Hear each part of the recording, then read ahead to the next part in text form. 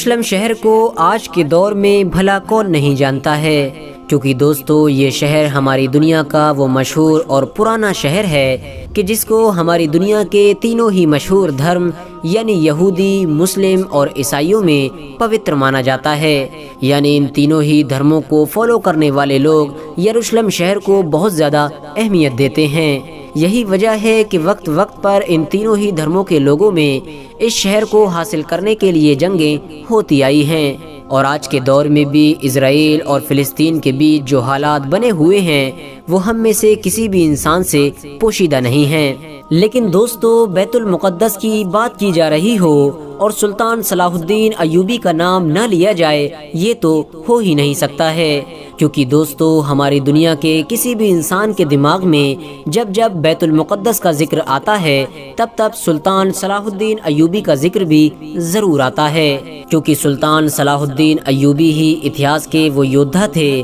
کہ جنہوں نے بیت المقدس کو فتح کیا تھا۔ اور دوستو سب سے زیادہ حیرانی کی بات یہ ہے کہ سلطان صلاح الدین ایوبی کو صرف مسلمان ہی نہیں بلکہ عیسائی دھرم کے لوگ بھی ایک بہادر، ہوشیار اور رحم دل لیڈر کے طور پر یاد کرتے ہیں۔ اور آج کے ایسے دور میں کہ جب اسرائیل اور فلسطین کے بیچ اس شہر کی وجہ سے جنگ جیسے حالات بن چکے ہیں تو آپ لوگ فیس بک جیسے پلیٹ فارمز پر سلطان صلاح الدین ایوبی سے ریلیٹڈ بہت ساری پوسٹ بھی دیکھتے ہوں گے۔ نہ صرف پوسٹ بلکہ ایسے بہت سارے فوٹوز بھی دیکھتے ہوں گے کہ جن فوٹوز میں فلسطین کے لوگوں نے اپنے ہاتھوں میں بینر اٹھا رکھے ہیں اور ان بینرز پر لکھا ہوا ہے کہ اے صلاح الدین ایوبی ہم تم کو مس کرتے ہیں، یعنی صلاح الدین ایوبی ہم تم کو یاد کرتے ہیں۔ لیکن دوستو اب سوال یہ ہے کہ آخر فلسطین کے لوگ سلطان صلاح الدین ایوبی کو اتنا زیادہ یاد کیوں کرتے ہیں، اور آخر سلطان صلاح الدین ایوبی نے ایسا کون سا کام کر دیا تھا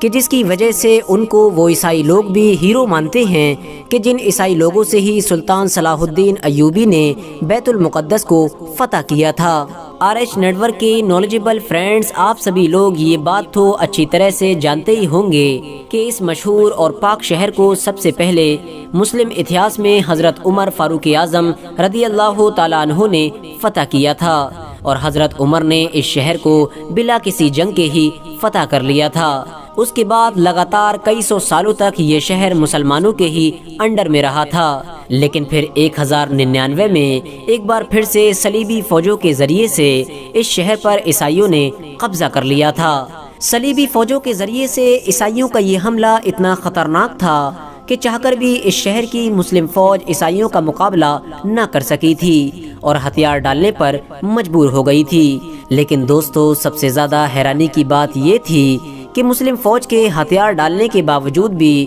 عیسائیوں نے یروشلم شہر میں وہ تباہی مچائی کہ جس کو پڑھ کر آج بھی انسان کا دل دہل جاتا ہے۔ ان لوگوں نے نہ صرف ہزاروں لوگوں کو قتل کیا بلکہ بہت بری طرح سے لوٹ پاٹ بھی مچائی تھی۔ صلیبی فوجی گھروں میں گھس گھس کر نہ صرف مال و دولت کو لوٹا کرتے تھے بلکہ عورتوں کی عزتوں کو بھی پامال کیا کرتے تھے۔ دوستو صلیبیوں کا یہ ظلم کتنا خطرناک تھا اس بات کا اندازہ صرف آپ اس بات سے لگا سکتے ہیں کہ اس دور کی بہت ساری عیسائی طاقتوں نے بھی صلیبیوں کے اس قدم کو غلط بتایا تھا، اور ان کا ماننا تھا کہ صلیبی جو کام بھی کر رہے ہیں وہ اصولوں کے خلاف کر رہے ہیں۔ لگ بھگ سارے ہی اتہاسکاروں کا یہ ماننا ہے کہ جب عیسائیوں نے 1099 میں بیت المقدس کو مسلمانوں سے چھینا تھا تو اس کے بعد پورے شہر میں ایسا قتل عام مچایا تھا کہ یروشلم شہر کی ہر گلی خون سے لال ہو گئی تھی۔ وہ جلد بازی میں قتل کرنے میں یہ بھی نہیں دیکھا کرتے تھے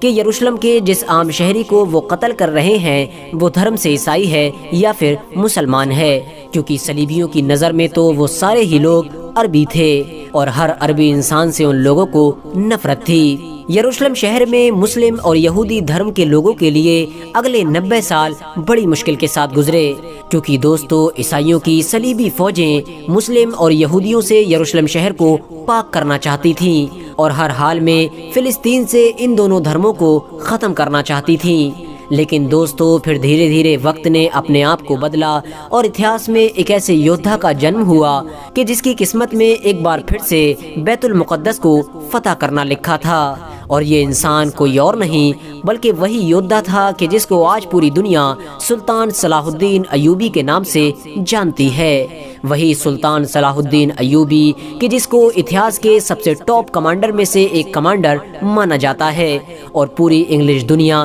یعنی پوری عیسائی اور یہودی دنیا آج ان کو صلاح الدین کے نام سے بھی جانتی ہے۔ صلاح الدین ایوبی بچپن سے ہی یروشلم شہر کے بارے میں سنتے رہتے تھے، یعنی ان کو یہ خبر ملتی رہتی تھی کہ مسلمانوں پر یروشلم شہر میں کتنا زیادہ ظلم و ستم کیا جا رہا ہے۔ یہی وجہ تھی کہ وہ بچپن سے ہی یہ خواب دیکھا کرتے تھے کہ وہ ایک نہ ایک دن بیت المقدس کو ضرور فتح کریں گے، اور یقیناً سلطان صلاح الدین ایوبی نے اپنے اس خواب کو پورا کر کے دکھایا، اور 1187 میں اپنی ایک فوج کے ساتھ یروشلم شہر کی صلیبی فوجوں پر حملہ کر دیا۔ یہ حملہ اتنا خطرناک تھا کہ چاہ کر بھی صلیبی فوجیں سلطان صلاح الدین ایوبی کا مقابلہ نہ کر سکیں، اور ایک لمبے وقت تک محنت کرنے کے بعد آخرکار ہتھیار ڈالنے پر مجبور ہو گئیں۔ دوستو جب عیسائی فوجوں نے ہتھیار ڈالے اور یروشلم شہر سلطان صلاح الدین ایوبی کے حوالے کرنے کا فیصلہ کیا تو پوری دنیا کو یہ امید تھی کہ سلطان صلاح الدین ایوبی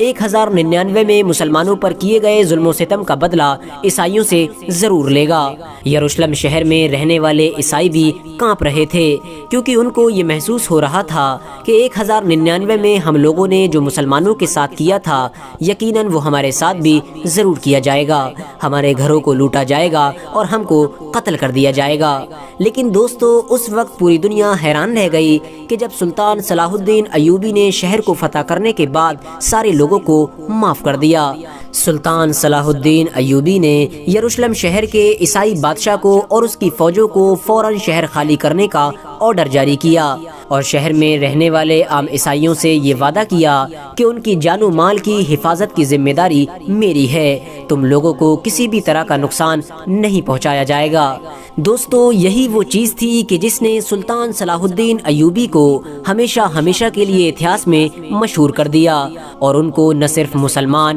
بلکہ عیسائی بھی ایک ہیرو کے طور پر دیکھنے لگے تھے، اور آج تک سلطان صلاح الدین ایوبی کو پوری دنیا میں ایک بہادر اور ہوشیار کمانڈر کے طور پر ہی یاد کیا جاتا ہے۔ سلطان صلاح الدین ایوبی کے علاوہ ہمارے پورے اتہاس میں آج تک شاید ہی کوئی ایسا یودھا گزرا ہوگا کہ جس کو ہماری دنیا میں رہنے والے لگ بھگ سبھی دھرم کے لوگ نہ صرف عزت بلکہ ہیرو کی نگاہ سے دیکھتے ہوں گے۔ سلطان صلاح الدین ایوبی پر ہالی ووڈ انڈسٹری کی طرف سے ایک مووی بھی بنائی گئی تھی جس کو کنگڈم آف ہیون کا نام دیا گیا تھا۔ دوستو سلطان صلاح الدین ایوبی کے بعد بھلے ہی یروشلم شہر میں حکومتیں تو بدلتی رہیں، لیکن کبھی بھی یہ مسلمانوں کے ہاتھ سے نہیں گیا، اور اس شہر پر سب سے لمبے وقت تک جس سلطنت نے حکومت کی وہ سلطنت کوئی اور نہیں بلکہ سلطنت عثمانیہ تھی۔ وہی سلطنت عثمانیہ کہ جس کی بنیاد ارطغرل غازی کے بیٹے عثمان غازی نے رکھی تھی۔